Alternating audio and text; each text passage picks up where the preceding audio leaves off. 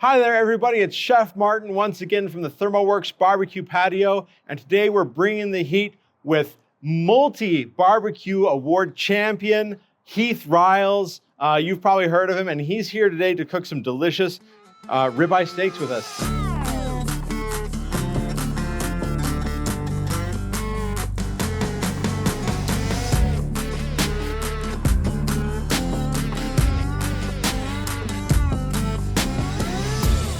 Heath, I'm very excited to have you here. I'm excited to eat the steaks you're going to cook. What are we doing? Well, we just stopped by the grocery store, appealing to the everyday customer, just stopping and picking up a couple ribeyes on the way home. Fantastic. It's what it's all about. And you see, we didn't choose anything, we didn't go after any Delmonico cuts or anything like that. These are just your basic ribeyes. When you've got a little bit of fat around the edge there of the steak, I kind of trim a little bit of that off. Okay. And for me personally, I want to leave a little bit, but not a lot. So when it's got a kind of a huge fat cap where the butchers didn't trim a lot of the fat cap off, I honestly just want to come in here, and you can kind of tell this was sort of an end cut of a steak. Yeah. I'm going to leave a little fat because I like a little bit of char. Okay. On some fat. Yeah. Well, I want to protect that meat just a little bit. Yeah, and ribeye fat has such a good smell when it's charred up just a little bit. It's so amazing. Okay, yeah, that looks a lot nicer right there. Yeah, a lot nicer when you turn it over there and cut a little bit of that off here. Like I said, you can get picky and trim all of it off if you want. It's just kind of depending on how much you want on your steak. And I would say that's good for me, that steak. Okay. And then when I come over here to this one, I think I'm going to do the same thing. I'm going to come down here. Just kind of cut some of that off.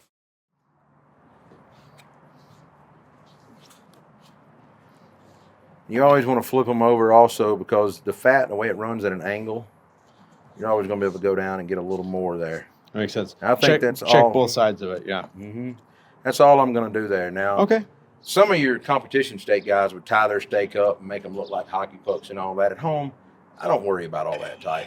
So all we're going to do is honestly season, rub down with a little bit of olive oil. Okay. And we're going to use 3 of our rubs. All right. Now, a lot of people ask me why not use just straight salt and pepper, right? Uh-huh. Well, my rub has salt and pepper in it, but I have some other ingredients to enhance the flavors if you want more than just salt and pepper. Okay.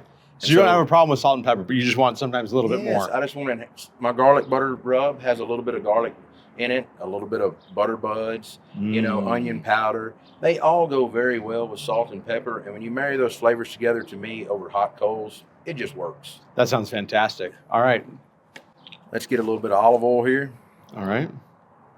And are you using the olive oil basically as a binder, or does that have some other purpose? I mean, that's all. You can use any kind of oil or spray or anything like that you want. I like to use a little bit of olive oil myself. It's easier when you pour it out of the spout, Yeah. Just want to get a little bit of that oil on there. That's one of the reasons of wearing a glove here. You can get... Yeah, clean hand, dirty hand, right? Yeah, clean hand, dirty hand, work back and forth. So now that we've done that, we're going to come back with some of our garlic jalapeno rub. Oh, that sounds delicious. And it's salt, pepper, garlic, onion powder, and a little bit of jalapeno powder for that little bit of back end heat. Nice. I'm just laying down a light coat here. Okay. We're not going like as heavy as we would on a brisket or even a pork butt here, probably. Because there's less meat.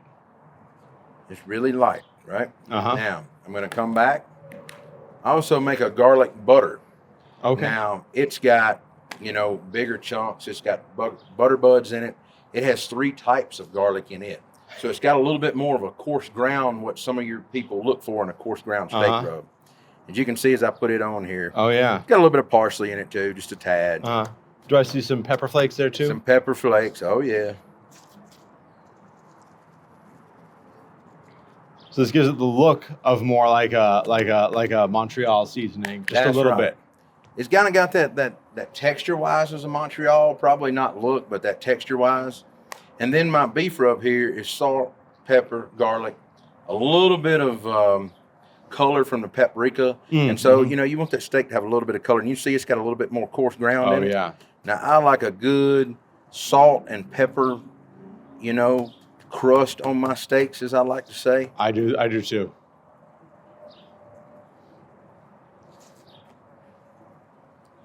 And I'm just coming back and layering process and patting it in. Now you can see I didn't season the sides very much. I'm not going to waste a lot of rub. I'm just going to pick it up here.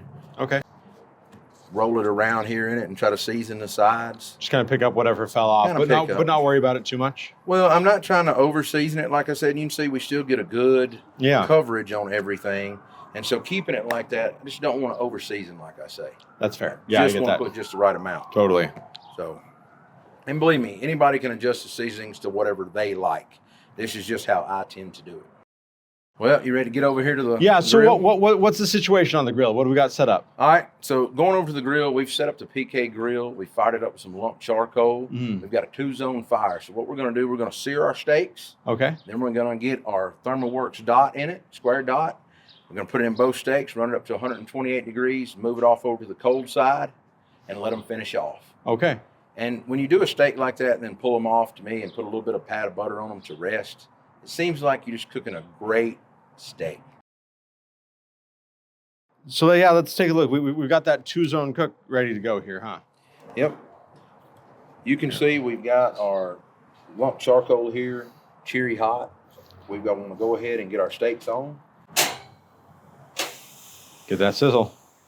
Get that sizzle.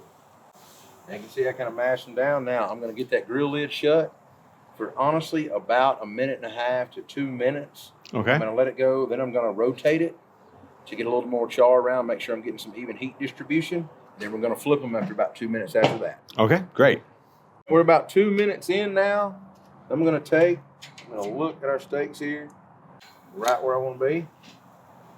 Let's get them down for about another 2 minutes and keep cooking. We're about 2 minutes in, and now, well, actually we're 4 minutes in because we spun them. Right? Oh, yep. So now we want to get our grill lid open. Let's see what we're working with here. Oh, yeah, we're starting to form a good crust. Sizzle, sizzle. Sizzle, sizzle. Now we're going to go about another 2 minutes like that, and then we're going to spin them again and ensure we're getting proper cooked. But after about a minute of that second 2 minutes now, so we got a total cook time of about 7 to 8 minutes. Okay. That makes sense. And we're going to move them to the cool side. We're going to move them to the cool side here. As soon as they get a little char on that side, we'll finish them off over here. Oh, fantastic. All right, it's been almost 8 minutes. Our ribeyes have got a good color to them. I'm going to get them moved over here to the cool zone. Oh, that's beautiful. And you can see we're not using grill grates. We're not trying to make a big perfect sear on these steaks. Now we just want to finish them off. Okay. So the key is getting the dot in them. I'm going to go in there, right like that.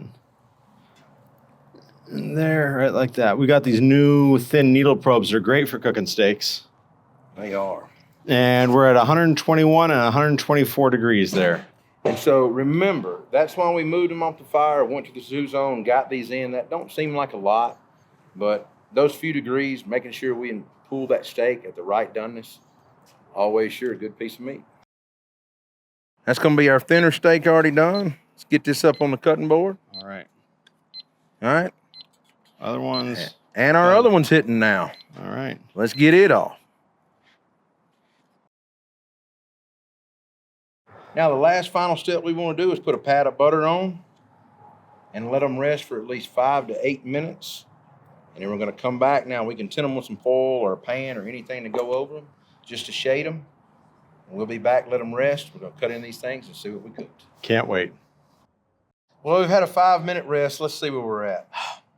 That looks beautiful, don't it? It does. I'm gonna go ahead and cut into this big one right here, if that's all right with you.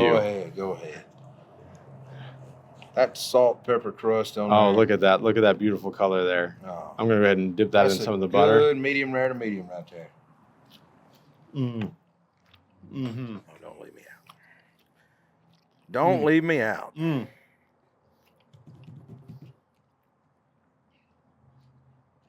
Oh, yeah.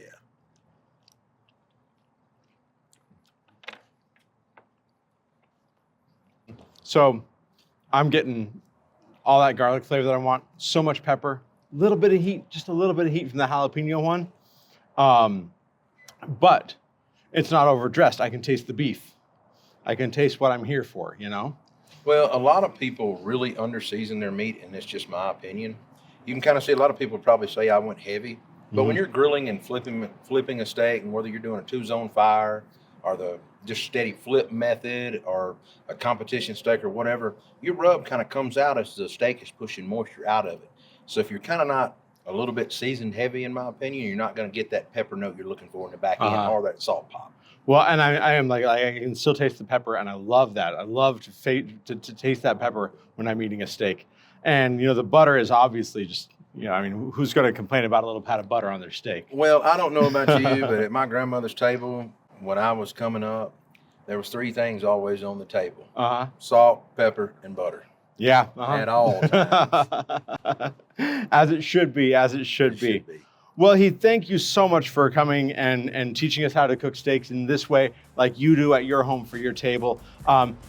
Try this at home for your people.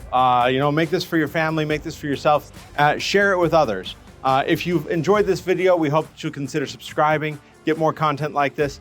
Until next time, thank you so much, Heath, for joining us. Thank you for having me. Thank you for watching, and until then, happy cooking.